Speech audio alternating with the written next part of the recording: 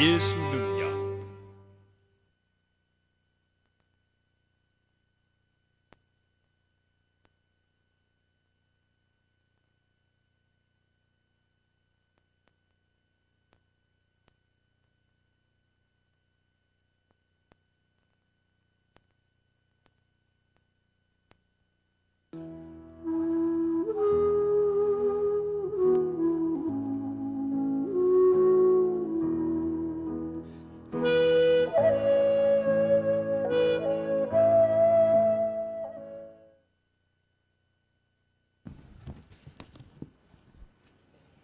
요한복음 1장 12절입니다. 1장 1절에서 12절까지 교독하십시다.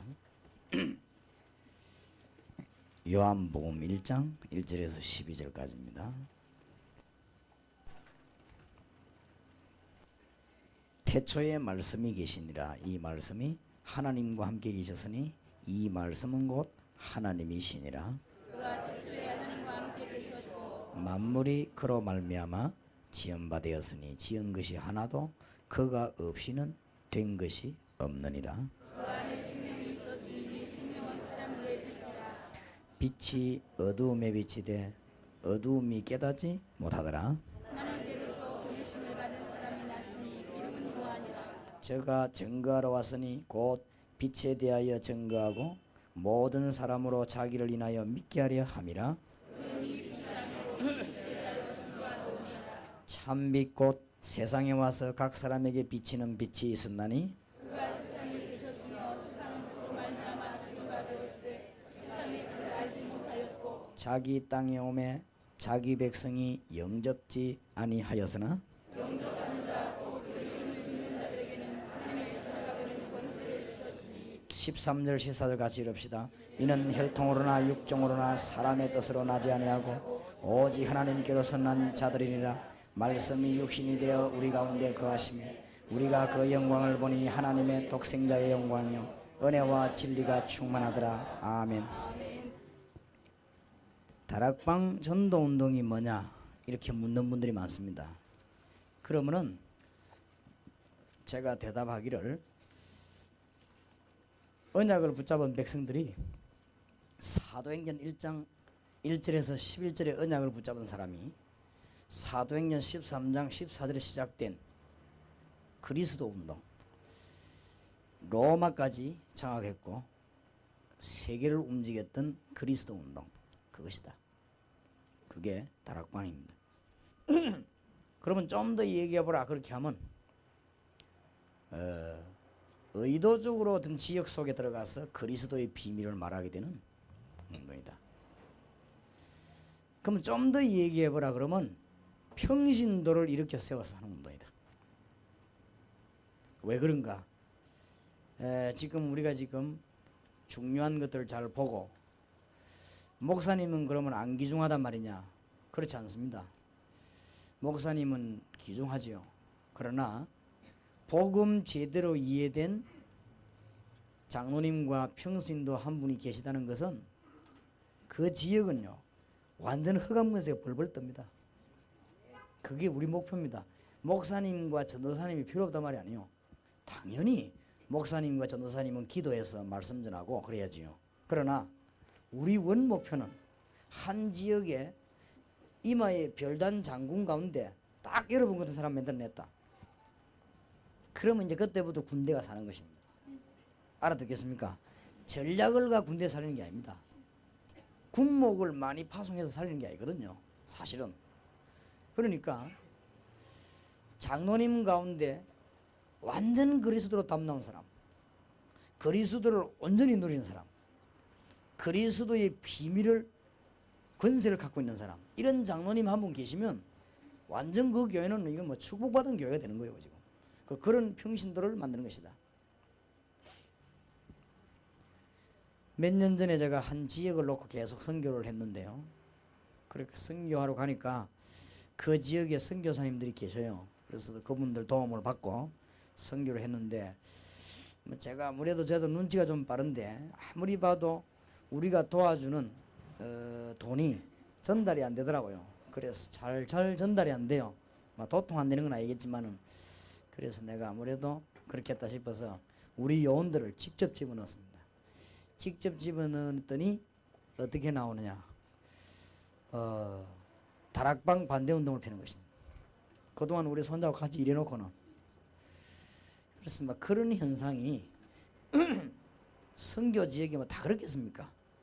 그 지역만 그럴 것이라 저는 그렇게 보고 하나님께 기도했습니다만은 역시 평신도를 이렇게 세워야 된다.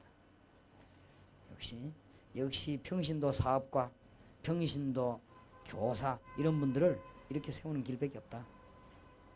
네. 그러면 뭐 선교사 목사 필요 없단 말이냐? 그런 말은 아닙니다. 그런 말은 물론 아니고 평신도가 많은 지역들에서 응답을 받고 그렇게 해야 될 것입니다. 그래서 단어를 잘 생각해 보시고 왜 평신도를 귀중하게 보고 자꾸만 신학원이다 또 뭐 이런 거 자꾸 하느냐. 우리가 결국은 불신자를 신자 안 만들면 그럼 같이 우리 다 죽으니까요. 그래서 그런 단어를 놓고 여러분들이 보실 때 뭐 공단 교회다. 왠가하면은 여기서 지금 개척을 하고 시작하면요. 여러분이 사람을 오게 만들어서 제대로 선교하는 교회를 만들려고 하면 몇십 년 걸립니다. 안 그래요? 막 쉬운 얘기를 여기 김성윤 목사님이 여기서 사람 오는 데 기다려가지고 교회 성장시켜가지고 하나 이 지어서 제대로 교인들이 이제 세계 선교하도록 나간다. 몇십 년 걸립니다. 언제 그 짓을 하겠습니까 우리가? 그래서 평신도가 눈뜬 분이 안 많습니까? 이런 분들을 세워서 의장으로 내보내는 게 황금의장으로. 지금도 기다리고 있는 황금의장으로 많이 내보내가지고 불신자를 신자로 만드는 거. 이 길만이 교회도 사는 길이요, 민족도 사는 길이요, 세계도 사는 길이요, 애국하는 길이요. 다 그렇단 말이에요. 그래서 그런 의미에서 여러분들이 이렇게 많은 그걸 이해해야 되고 이제 다락방이 후반기부터는 어디로 눈을 많이 돌리는가 하면은 기존적으로 모여가지고 뭐 하고 이런 거는 잘하고 있습니다. 그럼 우리도 계속 그래 버리면 다른 팀하고 다를 바가 없죠. 우리는 지금 그게 아니고 불신자를 좀 신자 만드는 진짜 의장으로 들어가는 이런 작업을 해야 되겠습니다. 그거 하기 위해서 우리는 가는 곳곳마다 요새 한창 불붙고 있는 게 팀사역입니다. 팀사역에서 굉장한 열매들이 많이 나오고 있죠. 그래서 팀사역에서 열쇠 3가지가 있는데 그 중에 하나를 오늘 하고 나머지 거는 내일 하도록 하겠습니다. 팀사역에 있어서 메시지를 나눌 때 가장 큰 열쇠 3개 중에서 하나가 뭐냐?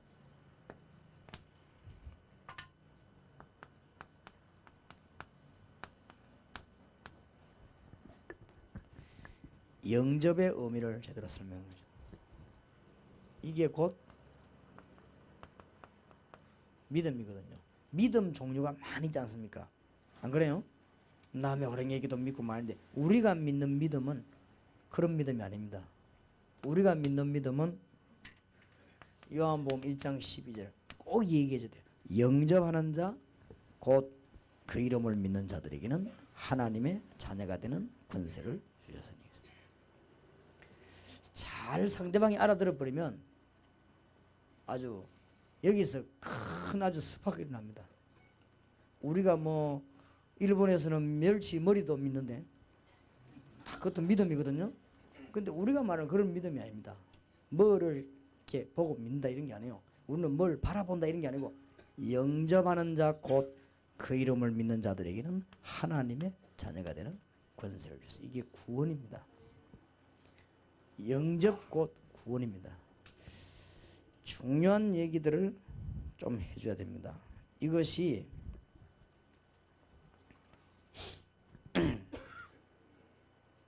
상대방하고 아주 진지하게 얘기를 팀사역에서요. 팀사역에서 제일 먼저 다뤄야 될 부분이 이 부분입니다. 영접해야 된다. 재영접 이런 말이 아닙니다. 이 말은 영접한 사람이 영접의 의미를 알아야 됩니다. 우리 집에 손님 들어왔으면 이상 누군가 알아야 될 거 아니에요. 그렇지요. 무조건 사람 문 내려주고 가만히 있습니까? 그러면 이 사람이 나쁜 사람인지 좋은 사람인지 뭐하러 왔는지 무슨 대화를 하려고 왔는지 알아야 상식이 아니겠습니까? 그렇다면 우리가 주님을 영접한다면 의미를 알아야 될 것이거든요. 이것을 깊이 얘기하는 것이 팀사역의 열쇠 중 하나입니다. 무슨 말인지 알겠죠? 그래서 여러분들이 지금부터 중요한 영혼들 만나거든 구원과 영접의 의미를, 이게 바로 종교와 복음의 차이입니다. 이게 종교는 뭐냐? 뭘 사실 좋은 거를 믿는 게 종교입니다. 그러나 복음은 그런 게 아닙니다. 하나님의 성령이 네 안에 해야 됩니다. 뭔 말 알겠죠? 고린도전서 3장 16절. 우리가 종교를 무조건 나쁘다 이러면 안 돼요. 종교는 좋은 거요. 왜냐? 좋은 거를 믿는 거요. 그러나 복음은 그런 게 아니고 하나님의 성령이 네 안에. 알겠습니까? 꼭 이 이야기, 그걸 깨달은 게 영접입니다. 핵심 때도 얘기했습니다만은 이런 얘기를 쭉 했더니 굳이 이 집사가 자기는 예수를 안 믿었다면 이때까지 나는 예수를 안 믿는데 이제 예수님 믿겠다라고 영접하는 데는 그건 우리가 할 말이 없어요. 그건 뭐 재영접 이런 말이 아니고 그건 우리가 우리 소관이 아니죠. 자기가 안 믿었다는데 우리가 자꾸 믿은 걸로 해줄게 이렇게는 할 수 없는 거 아닙니까? 안 그래요? 그리고 자기가 이때까지 진짜 안 믿었다는데 그럼 뭐 우리가 뭐 봐주고 말이지 이런 게 없잖아요. 뭐 다락방에는 지금 현장팀 사역 자기가 안 된 사람 봐줄란가 몰라도 그거는 봐주는 게 아니거든. 그리고 자기가 이제 예수 영접하겠다 이렇게 하는데 우리가 막 굳이 에이, 하지 마라 하면서 니는 봐줄게 이런 법은 없습니다. 안 그래요? 본인이 예수 믿겠다는 데는 이때까지 안 믿었다는 데는 그거는 우리가 고집 피울 내용이 아니에요. 그거는. 그래서 내가 조금 그런 부분들 공청회 때 얘기하려고 합니다. 하나님 앞에서 그동안에 공청회 때 내 말이 전 세계로 지금 200개 교단으로 다 나갈 것인데 어떻게 대답을 해야 될 것이냐 이렇게 고민하다가 고민할 거 없다. 가장 진실하게 말하는 것이다. 그렇게 내 결정을 했어요. 그때 그 시간에 아무 것 없이 가장 진실하게 얘기하는 것이다. 그걸 어떻게 말이 나올지는 모르겠고 가장 진실하게. 그래서 하나님의 성령께서 그 자리를 움직이시도록 했다. 그때 내가 영접 이런 의미를 얘기하려고 합니다. 그래서 너무나 구원을 구름동네 얘기로, 너무나 구원을 신학 얘기로, 너무나 구원을 사상 얘기를 했기 때문에 사람이 죽는 것입니다. 그게 아니라 이게 굉장히 중요해요. 이거를 예수 믿고 있는 사람의 생각을 확 뒤집어 주는 거예요. 사실은 요한복음에서 예수님이요 유대인의 생각을 확 뒤집었거든요. 유대인의 생각하고 막 영 반대되는 메시지를 뒤집은 것입니다. 그게 요한복음입니다.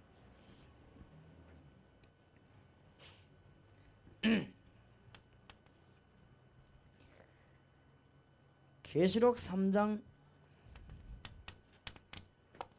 20절을 말하는 것이죠. 주님이 말씀하신 우리 안에 계시겠다고 했습니다.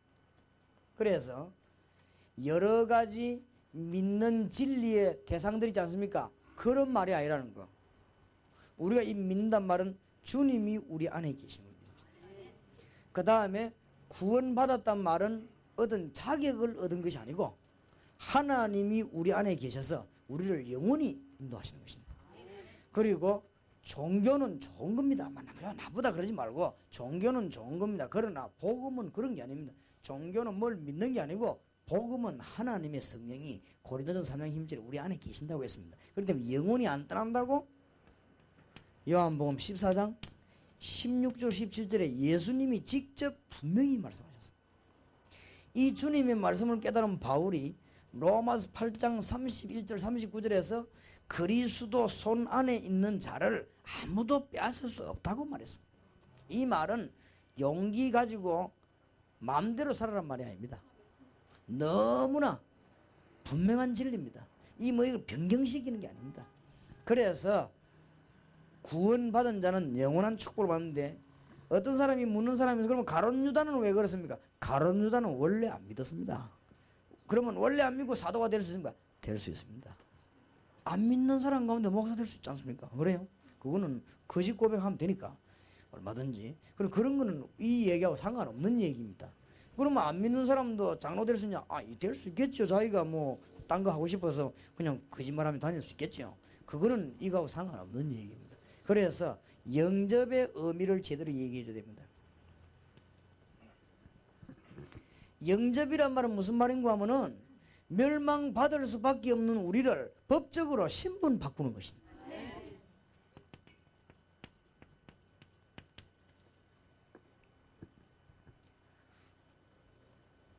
그래서 왜 주님을 영접한다 이렇게 말을 하냐, 이게 종교와 다른데 어디가 다르냐 할 때 성령께서 우리를 완전히 책임지시는 거예요. 그럼 우리는 성령의 인도만 받으면 돼요.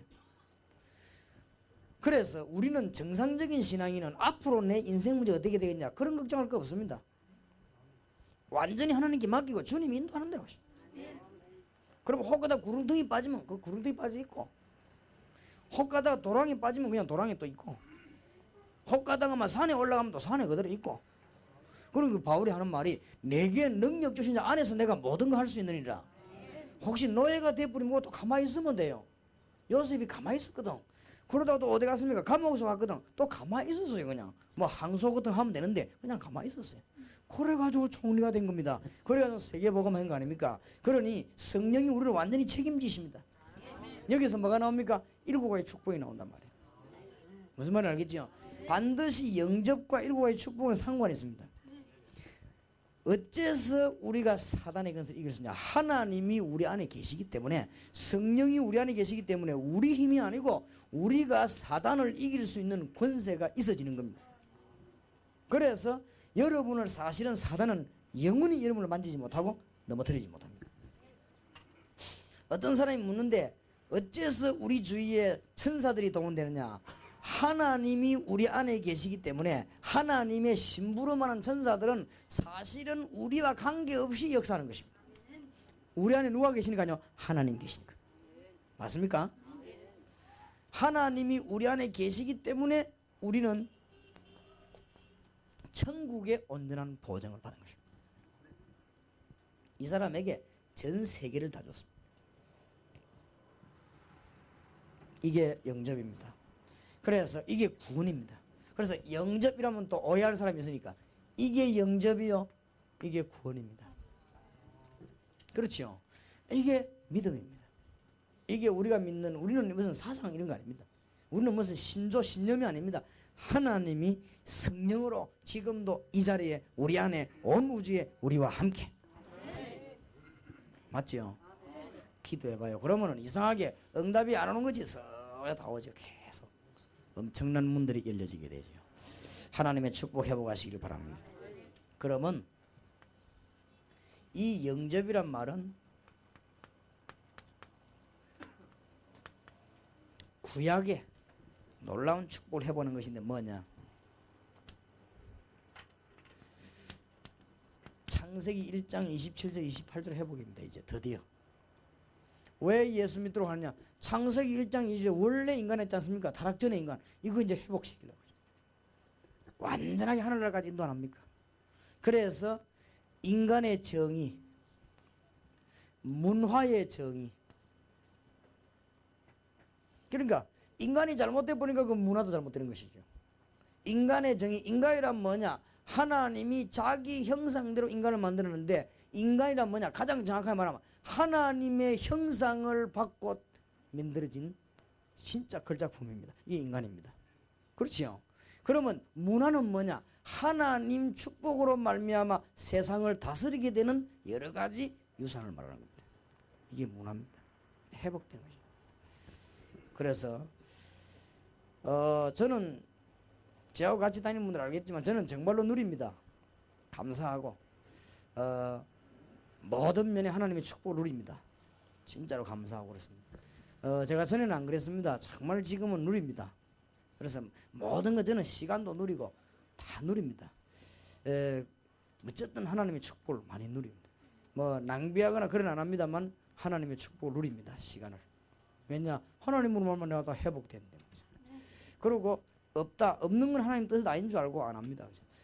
하나님 뜻에 맞는 것도 하나님 주시니까 빌립보 4장 19절 이런 대로 필요한 모든 것을 채우시리라. 굉장한 기도해 보시기 바랍니다.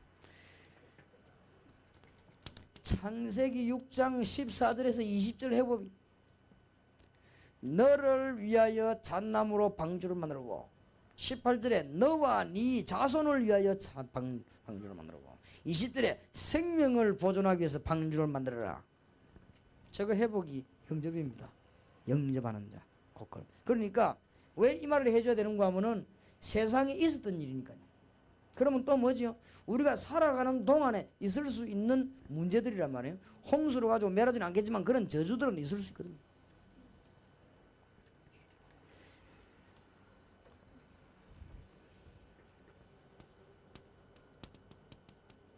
아브라함에게 아들을 바치라고 하고 난 뒤에 수양을 대신 죽이면서 하나님이 아브라함에게 영원한 약속을 하지 않았습니까?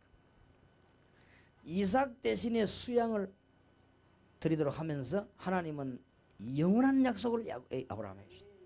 내 대신 우리 주님을 십자가에 못 박은 하나님께서는 나에게 영원한 약속을 주지 않았습니까? 그거 회복입니다. 영접은. 그 주인공을 영접했다고 말해요. 무슨 말인지 알겠습니까? 그러니 여러분이 살아가는 중에 조금 더 흔들리거나 불신앙하지 마세요. 이게 여러분을 모든 걸 차단시키거든요. 심지어 여러분이 실패했다 할지라도 불신하지 마세요. 혹 여러분이 넘어진 것처럼 보일지라도 불신하지 마세요. 여러분은 불신앙할 수 있는 자격이 못 됩니다. 여러분은 하나님의 자녀입니다. 그래서 아주 정말 승리 있으시기 바랍니다. 그래서 이 얘기를 하루 좀 며칠 듣고 나면요, 이 사람에게 모든 게 달라집니다. 그때 이제 성령의 역사를 알게 되고 응답이 오지요. 일단 며칠 지나고 나면요, 응답이 오는 거예요. 그럼 이 사람이 이제 막 놀라는 문들이 열리지요. 기도해야 됩니다. 나도 그냥 와서 예사로 서 있었거든. 가만 와서 이리 되면 불이 계속 안 오는 거 아니냐 이런 생각이 들더라고요. 그래서 내 생각에 하나님은 불 꺼지는 거 알았을 것인데, 안 그래? 그러면 이유가 뭐냐? 강의를 하지 말란 말이냐, 듣지 말란 말이냐, 그런 생각이거든. 그러면 하나님이 그러면 미리 불을 끄든지 안 오든 딴 데 가든지 하지. 오늘 내 틀림없이 메시지는 중요한 걸 준비했는데 하나님이 왜 그럴까만. 그래 여러분 통성기도 마침 하다가 나도 그때 기도했죠. 아주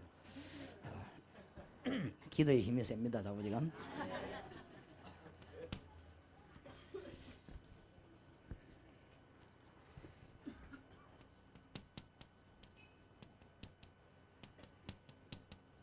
유월절날 일어난 기적을 회복하는 것입니다. 그 유월절의 주인공을 영접했던 거예요. 알겠습니까? 그 유월절 애굽에서 완전 해방 주신 그분을 영접했다.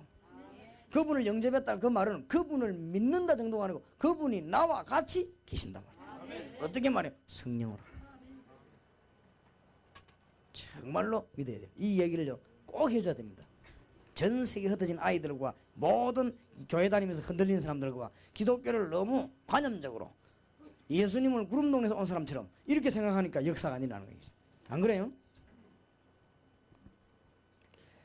선지자, 제사장, 왕권 회복입니다. 구약의 선지자, 제사장, 왕, 이 세 사람을 세워가지고 그리스도를 설명하기 시작했어요. 하나님이 이게 구약시대 사건입니다. 이것을 선지자와 제사장과 왕 사건을 합친 주인공이 오셨습니다. 그분을 영접했습니다. 나는 힘없지만은 그분이 내 안에 계시니 그분의 이름으로 선지자와 그분의 이름으로 제사장과 그분의 이름으로 능력을, 왕권을 가지고 있습니다. 맞아요? 흔들리지 말아요. 정말로 사실을 믿으시기 바랍니다. 이게 성경 얘기입니다. 사단은 이런 얘기 싹 다 빼버리고 여러분을 자꾸만 뭐로 심는가 하면요, 율법을 심습니다. 율법을 심으면 조그마한 어려움만 딱 와도 내가 무슨 죄를 지었을까 이러면, 그러면 그까지는 좋아. 양심발가 좋지. 내가 뭔 죄를 지었을까 이러놓고는 고개 묵히버립니다. 제대로 복음받은 사람 같으면 문제가 딱 오면요, 하나님은 여기에서 무엇을 원하시는가 이렇게 답이 나와야 되거든. 그러면 이때 사단은 이걸 가지고 뭘 활용할 것인가 알게 되거든. 하나님은 나에게 이때 무엇을 주시려고 하는가 알게 되죠. 그러면은 문제들이 싹 풀리기 시작하죠. 예를 들어서 이 사람이 내게 굉장히 잘못했다 할지라도 내가 기도하다가 이때 사단은 뭘 원하겠는가? 그렇지요? 그럼 사단은 이걸 죽이기를 원할 것이다. 그럼 내가 죽일 마음이 안 생겨. 왜냐? 내가 왜 사단의 심부름 하겠냐? 그건 답이 나와져요. 그렇지요? 어떤 사람이 묻더라고요. 목사님, 저런 일이요, 사단의 역사입니까? 하나님의 역사입니까? 두 개 다다. 뭔 사건이든지 하나님의 계획이 있습니다. 뭔 사건이 사단이 옆에서 노립니다. 그거는 어쩔 수 없는 사실이거든. 그래서 우리는 양쪽을 볼 수 있는 눈이 있어야 됩니다. 그런데 이 복음을 모르면요, 뭐든지 율법으로 해석해버려요. 나는 어렵다는 사람이 생기면요, 내 속으로 저 사람이 은혜를 많이 받겠구나, 나는 그렇게 생각합니다. 근데 율법적으로 깨달은 사람들은 벌 받구나 저기 이제. 물론 그럴 수도 있습니다. 근데 고래 뿌리면 그게 다 묶여버려요. 그래서 우리가 기독교인이 이때까지 제대로 하나 차지한 게 없어요. 왜냐하면 전부 다 눌리버리니까. 그리고 뭐 식당도, 큰 식당은 전부 천주교 아니면 불교 신자고, 그리고 우동 같은 거는 예수 믿는 사람이 팔고, 빌딩도 어마어마하고 다 보면 불신자고, 신자들은 보면 맨날 막 그러고. 정복을 못하는 거 왜냐? 눌리버리니까. 하나님 주신 축복을 보고 나갔을 때 눌리버리니까. 지난 주간에는 또 누가 왔는데 뭐 나한테 또 와서 막 배를 사라고 또 왔어요. 배 얼마냐 하니까 한 번도 타지 않은 배인데 안 팔린다 이게. 일본에서 만들었는데 12억짜리인데 2억에 사라는 거예요. 한 번도 안 탔대요. 그래서 꼭 얼마를 받아야 되는데 복음 전하는 교회라고 하길래 우리가 2억이면 어느 정도 우리가 통감비 뭐 새우 이런 게라도 남아야 안 되겠냐. 다 물건은 막 이미 못 남는 거고. 그래요. 일단 한번 기도해보자고 보냈습니다. 보냈는데 제가 이제 일주일 동안 기도해 보려고요. 일주일 동안 기도하는데 나도 계산은 빠르거든요. 저기 운영하는 데 얼마나 들겠는가, 그 다음에 선장과 여러 가지 사람을 데리는데 월급은 얼마나 하겠는가, 저기 기름값은 얼마나 하겠는가, 배를 갖다 대면은 얼마만큼 돈이 들어가겠는가, 저기에 보험금은 또 얼마나 하겠는가. 내 이름으로 해놓기 때문에 또 잘못되면 내가 또 문제 생기니까 보험금 걸어내야 될 것이고 그러면 이름은 강호의 이름으로 할까. 나도 또 그래 머리 잘 돌아가거든. 그래 하다가 저걸 할까 말까. 이제 하나님이 이제 답을 주셔야 되니까. 그러다가 이제 오늘은 무슨 생각이 떠오르냐. 그렇다. 500여여 개 섬에 섬을 향한 섬전도 합숙훈련을 배에서 하는 것이다. 그러면 안 괜찮겠냐. 그러면은 자체에서 운영이 다 되면 내가 손해도 안 보고 보험도 안 하고. 왜냐하면 좀 생산성이 있어야 되니까 계속 우리가 이게 넣기만 하면 나중에는 운영을 못 한단 말이에요. 좌우지간 그런 기도 중에 있습니다. 하나님의 뜻이면 뭐든지 할 수 있으니까. 선지자, 제사장, 왕권을 우리는 해보겠습니다. 여기에 주인공이 오셨는데 그분을 영접했다. 알겠습니까? 얘기해줘요. 우리가 이걸 그냥 해보겠다면 뭔 말인지 모르고도 우리가 어째 해보겠네. 선지자, 제사장, 왕의 직무를 다 합친 분이 오셨는데 그분을 우리가 영접했단 말이에요. 영접하는 자, 곧 그 이름을 믿는 자들에게는 영원히 우리가 떠나지 않기 위해서 성령으로 역사하시기를 약속하신다. 보혜사 성령을 너희에게 보내사 하시다. 그래서 잃어버렸던 엄청난 것을 회복시켜버렸습니다. 권세. 하나님이 하나님 자신을 우리에게 주셨습니다. 하나님이 직접 사람의 몸을 입고 오셨는데 우리가 그분을 영접한 것입니다. 하나님이 그리스도를 보내셨는데 우리가 그분을 영접한 것입니다. 이게 단순한 영접입니까? 이게 재영접설입니까? 이게 지금 뭔 말입니까? 평신도가 요원이 주의 종들이 분명히 알아야 되는 거예요.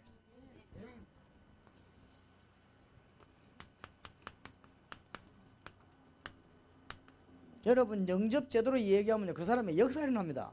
대역사가 일어납니다. 응답이 온다니까. 응답. 상대방하고 팀사하고 나면 응답이 와야 될 거 아닙니까? 신약의 축복입니다. 마태복음 1장 20절 22절 회복입니다. 처녀가 잉타하여 아들을 낳으니 그 이름을 임마누엘이라고 하라. 하나님이 우리 곁에 오셨습니다. 우리가 그분을 구주로 영접했습니다. 어떻게 망하겠습니까? 하나님이 그러면 거짓말하라고 수천 년 동안 그랬습니다. 무슨 하나님이 할 일이 없어가지고 거짓말하려고 우리에게 어마어마한 선지자를 보내 책도 그렇게 합니까? 믿는 자 역사 일어났는데 사실 뭐 틀림없습니다.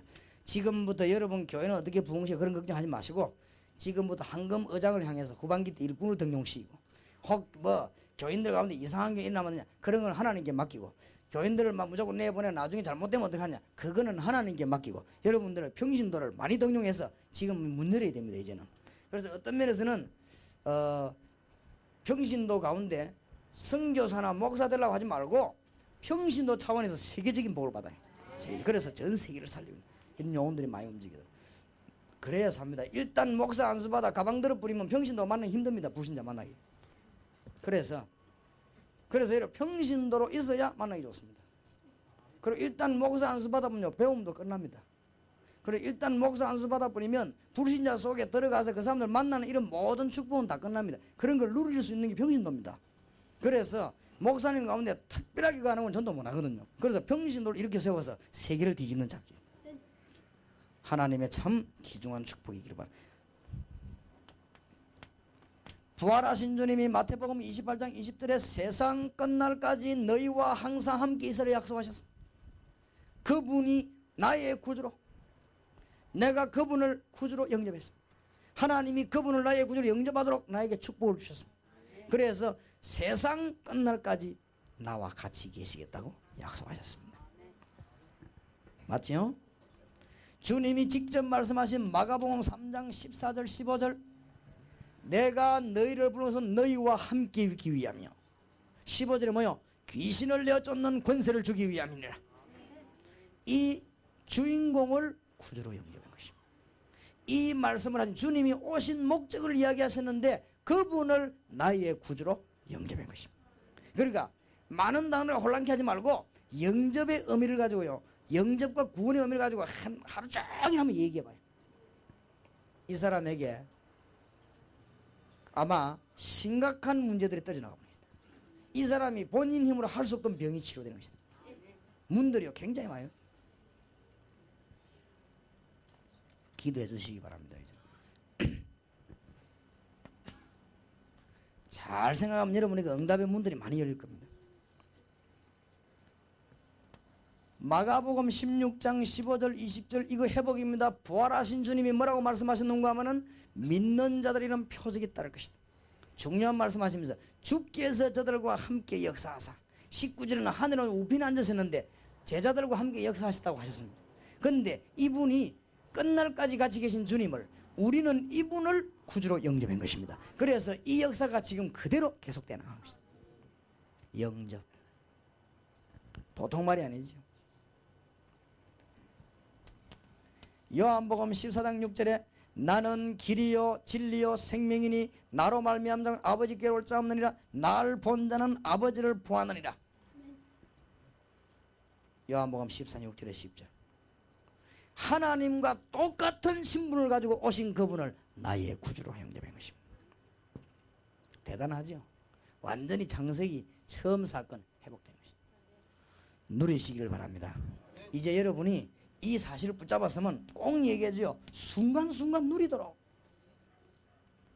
사건 통해서 누리도록 장소를 통해서 누리도록 만남을 통해서 누리도록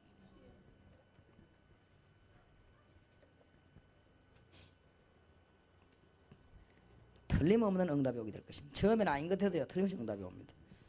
하나님의 응답일수록 처음에는 조용한 것입니다. 그러나 정확한 응답이 오죠. 우리 어떤 면에서는 막 육신적인 거 느끼지는 거 이런 걸 하면 나중에 보면 아니거든요. 우리가 막 찌릿찌릿한 이런 거 넘어지는 거 맞는 거는데 나중에 보면 아니죠. 그런데 하나님의 응답은 조용한 것 같은데 나중에 보면 맞죠. 그래서 불 가운데도 임하지 아니하시고 지진 가운데 바람 속에 나타나 세미한 가운데 나타나셔서 하나님은 엘리야에게 답을 주셨죠. 그래서 믿으시길 바랍니다. 그럼 여러분들 이제 응답이 오게 될 것입니다. 이야기를 해줘요. 사도행전 1장 8절의 축복 회복 땅 끝까지 증인이 되리라. 오직 성령이 너에게 임하시면 너희가 큰 능력을 받을 것이다. 내가 너에게 보혜사 성령을 보내겠는데 능력으로 너와 함께 하겠다. 이 축복이 회복된 이 주인공을 우리는 구주로 영접한 것입니다. 이게 엄청난 비밀들이 다 회복돼요. 사도행전 1장 8절의 축복을 내 것으로 만들어 영접하는 자, 주님께서 땅 끝까지 증인이 되리라. 그러니까 구약의 이 축복을 회복하는데 이 주인공을 오시기라고 약속한 그 주인공을 우리가 영접했단 말이에요. 근데 그분이 오셨습니다. 근데 이 축복이 전부 우리 거예요. 왜냐? 그분을 구주로 모시기 때문에 그렇습니다. 여러분에게 앞으로 굉장한 응답이 날 것입니다. 그래서 지금부터 두 가지 준비해야 돼요. 교만 안 해주도록 준비해야 돼요. 두 번째, 절제하도록 준비해야 돼요. 그때 문 열립니다. 제발요. 여러분 저를 한번 생각해 보세요. 제가 성질이 강한 사람인데 제가 이 절제를 안 해봐서 봐요. 내가 얼마나 내가 절제를 못하는 성질인가 하면 동삼제일교회 개척 시작하자마자 뭘 했냐? 미션홈을 한 거예요. 그거 얻어 터진 거지. 쫄딱 망해버렸어 내가. 그때부터 내가 절대 그래 안 하기로. 미션홈 이해도 안 된 걸 보고요. 개척하자마자 미션홈 13개를 열었다니까요. 13개를 놨더니 이 사람들이 막 메시지도 충격받았지 이해는 안 됐지. 미쳐가지고 막 온 동네로 뒤집어 본 거죠. 이래가지고는 일제히 부산의 목사 들고 일나버리겠어요. 이래가지고 유광수 치작하는데 하나 딱 돼버린 거죠. 아 이게 지금 그래 됐구나. 그래서 성경은 지식을 파는 책이 아니구나.